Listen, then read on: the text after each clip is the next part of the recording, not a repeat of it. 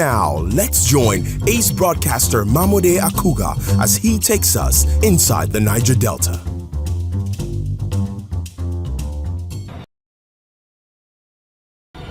Kill Group, oil and gas, dredging, power and air transportation. Azikil Group, petroleum product sufficiency, energy sustainability and infrastructure development.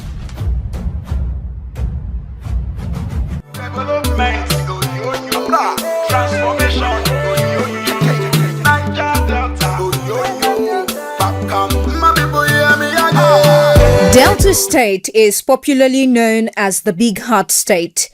The big heart for love, which is characteristic of its peace-loving and easygoing people. Delta is one of Nigeria's oil and gas hubs, home to several multinational oil companies and many strategic national assets, like the Warri Refinery, one of the country's 4 state-owned oil processing plants. Until 1991, it was lumped up in the then Bendel State together with present-day Edo State. It became a state entity of its own on the chilled morning of August 27 when the then head of state, Ibrahim Babangida, created 9 more states in addition to the 21 that existed, bringing the number of states to 30. Spread across the length and breadth of the oil-rich state are ethnic groups like the Urobo, Ijo, Isoko, Ishekiri, Anyoma, and many others, with their distinct yet similar cultural heritage. These people, with their rich and unique culture and tradition, are like the individual colors that come together to make up the breathtaking picture on the canvas known as Delta State. Significant in this beautiful blend of colors is the Isoko people, who majorly inhabit the 2 local government areas of Isoko North and South of the state. While the 2 local government areas remain their base, they are scattered across all corners of the state and indeed the Niger Delta region, where they continue to contribute to the advancement of their ethnic group and the development of the Nigerian state. It is also instructive to mention that the Isoko nation hosts the very second economically viable oil well in Nigeria after Otuabagi Oloibiri in Bayelsa State. The oil well is located in Uzere. It was drilled in 1958 and to this day, the Nigerian government has continued to drill oil from different locations across the Isoko nation. The Isoko nation consists of 19 clans, namely Uzere, Ozoro, Eruwa, Owe, Iyede, Okpe, Emede, Igbide, Emevo, Ofagbe, Elu, Oyede, Ume, Iri, Aviara, Olomoro, Enwe, Okpolo, and Ole. These autonomous clans are led by traditional authorities, often headed by a king known as the Ove or an Odio Ologbo, who is usually supported by his council of chiefs and other formally recognized traditional bodies. In Igbide, this traditional institution dates back to around 1668. Over 350 years later today, the traditional institution remains the cradle of the culture and tradition of the people. Igbide people are predominantly fishermen and farmers known for their very extensive and successful cultivation of cassava and groundnuts. The fishing is done mainly in the Urie Lake in Owodokpopo community. It is also the place where the kingdom celebrates the annual Urie Lake Fishing Festival that attracts visitors from far and near in February of every year to mark the commencement of the fishing season. Historically, Igbide people trace their origins to Ngbidi in Imo State and Benin in Edo State. They took early to Christianity. Owodokpopo community in Igbide Kingdom is regarded as one of the main entry points of Christianity into Isoko land. On January 28, 2021, the revered 8th monarch of the kingdom, His Royal Majesty Edward Obukeni I, who ascended the throne in July 1974, joined his ancestors after about 47-year reign on the throne. This made him, at the time of his transition, the longest reigning king in Isoko Nation and second longest in Delta State.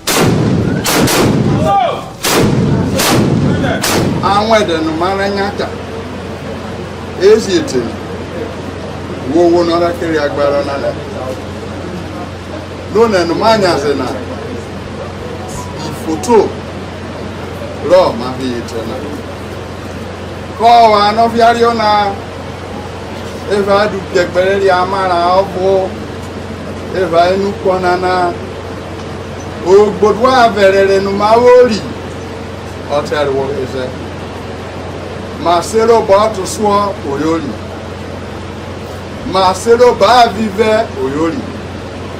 Mate sep oba vesa ditiriti. Ota jabo madariano wona obleseroda. The people of the kingdom mourned their beloved monarch for 3 years, just as prescribed by their cultures and traditions.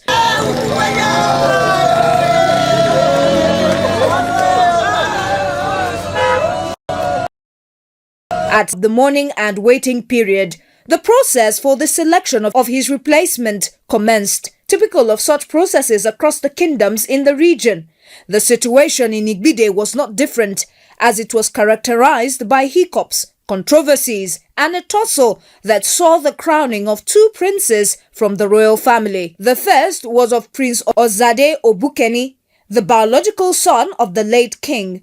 This was in direct contravention of the age-long succession practice in the kingdom, which does not allow a direct descendant of an immediate past monarch to ascend to the throne. When an Ovie exits, it is not hereditary, but there is a family. They rotate it within that house. Going back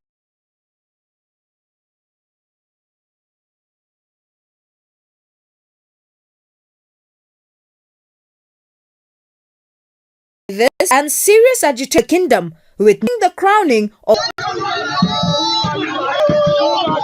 3-day agent of the kingdom, His Royal Highness, who had performed the earlier king, crowned another prince of the kingdom, AKUGHA, and this time around he tried to absolve himself, stating on record that he was coerced to perform the earlier crowning. I was forced to do something other than risk. But now I have come to my conscience. This heightened the tension in the kingdom. Clashes between supporters of both princes resulted in the arrest of several government agencies to prevent a total breakdown of law and order, as well as to quell the agitations over what they said was an attempt to desecrate their customs and traditions. At this point, the Delta State government intervened through its Peace Building and Conflict Resolution Committee, headed by Chief Edwin Uzo. After several rounds of meetings and engagements with stakeholders and people of Igbide Kingdom, the committee presented its findings and conclusion, which led the Delta State government to formally recognize Prince Patrick Okpomo Agre, as he then was, as the legitimate and authentic Ove designate of Igbide Kingdom. We have approved the appointment of His Royal Majesty Prince Patrick Okpomo Agre of Isoko South. Prince Patrick Okpomo Agre attended James Welch Grammar School, Emevo, before proceeding to Auchi Polytechnic in Edo State, where he bagged a higher national diploma. He then attended Edo State University, Ekpoma, and graduated with an MBA in marketing. Not yet fulfilled academically, Prince Okpomo Agre then proceeded to the University of Aberdeen, Scotland, United Kingdom, where he obtained another master's degree in international relations. Prince Agre boasts of an impressive record in the public and private sectors, especially in the banking sector.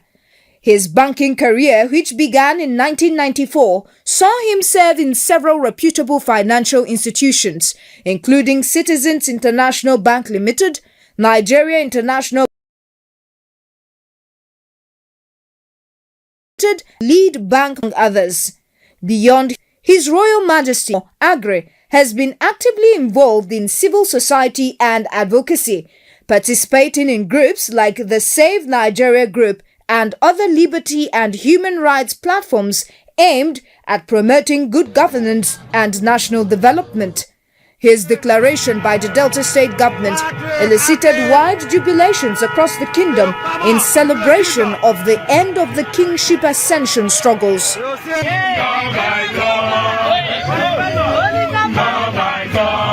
The state government followed almost immediately on the 22nd of July with the presentation of staff of office to His Royal Majesty Patrick Okpomo AKUGHA I as the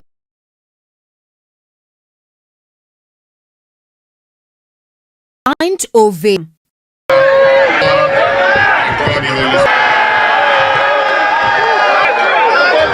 Governor Sam Monday Onyeme, who made the presentation on behalf of his principal, Right Honorable Sheriff Oborewari, was confident that the monarch has the pedigree to unite and lead the people of Igbide. This seamless transition is a testament of the strength and unity of the Igbide people. Your Royal Majesty, your credentials speaks volume about your readiness to lead. You bring home a wealth of knowledge and global exposure. I am confident that your vision to restore peace, unity, development in the Igbide Kingdom, transformative progress.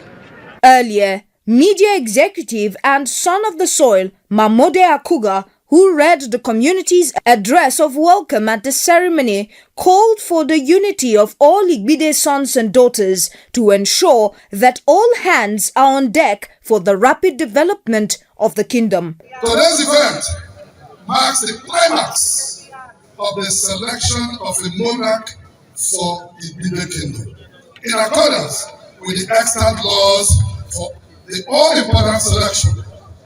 Prince Patrick Okpomo AKUGHA I has emerged as the new king of the Igbide Kingdom, and he succeeds Edward Okuteni succeeded John Okiki I as the ninth Ovie of Igbide Kingdom.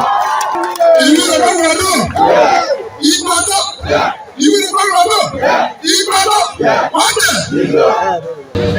The people of Igbide and well-wishers who joined in witnessing the ceremony were also optimistic that it is indeed a new dawn in Igbide, with AKUGHA I on the throne of his ancestors.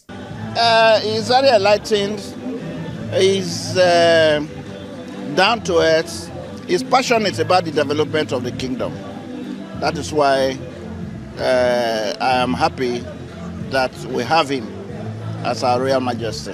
I want every other person who contested for this position, who lost out in the selection process, to come and share ideas so that we can move this community forward. We will have no other place we call our home. I wish to reiterate that as Ovie of Igbide, it behoves on you in this dispensation, bring us together in our domain for the sustenance of peace to enhance socio-economic development. Putting the squabbles that characterized the process behind, stakeholders in the kingdom, including God's Power Okporo, who had backed the crowning of Prince Ozade Obukeni, the direct heir of the former monarch, have called on sons and daughters of the kingdom to rally behind their new monarch to move the kingdom forward. Hereby congratulate Prince Patrick Okpomo AKUGHA on his approval.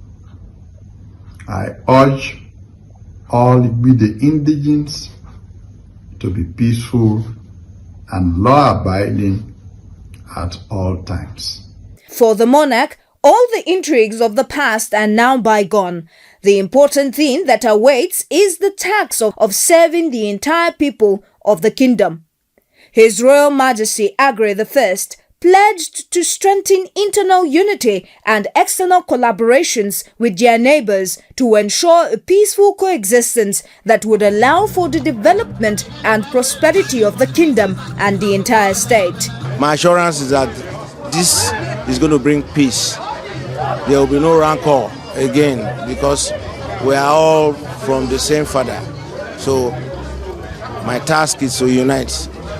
I want to promise the governor and the deputy governor that they will regret the fact that they gave me this type of office to rule my kingdom, to develop my kingdom, to work with his government. Having fully ascended to the throne, AKUGHA I moved to constitute his traditional cabinet and other organs to allow for seamless traditional leadership in the kingdom. And the first position to be filled was that of the number 2 man in the day-to-day traditional governance hierarchy in the kingdom, otherwise known as Otota, who also serves as the spokesperson of the kingdom.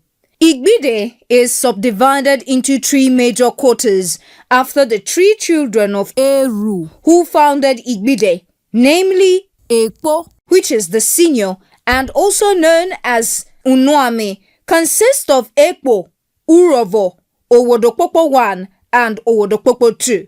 Ekpo quarter is responsible for producing the Otota of Igbide kingdom. Urugure, which consists of Oteri, Ubiniata and Urugure, is responsible for producing the Oletu Ologbo, who is in charge of the defense of the kingdom. Next is Okporo, which is also known as Etami, and it consists of Egbo and Okporo communities.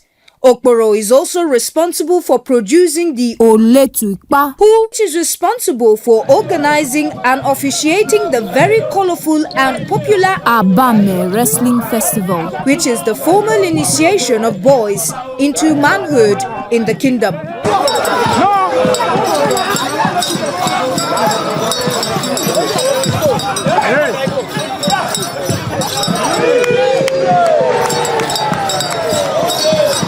In Igbide kingdom, a 70-year-old man who has not taken part in the Abame Wrestling Festival is still regarded as a boy. The decision of His Majesty AKUGHA I to immediately constitute his cabinet with traditional chiefs led the quarters to conduct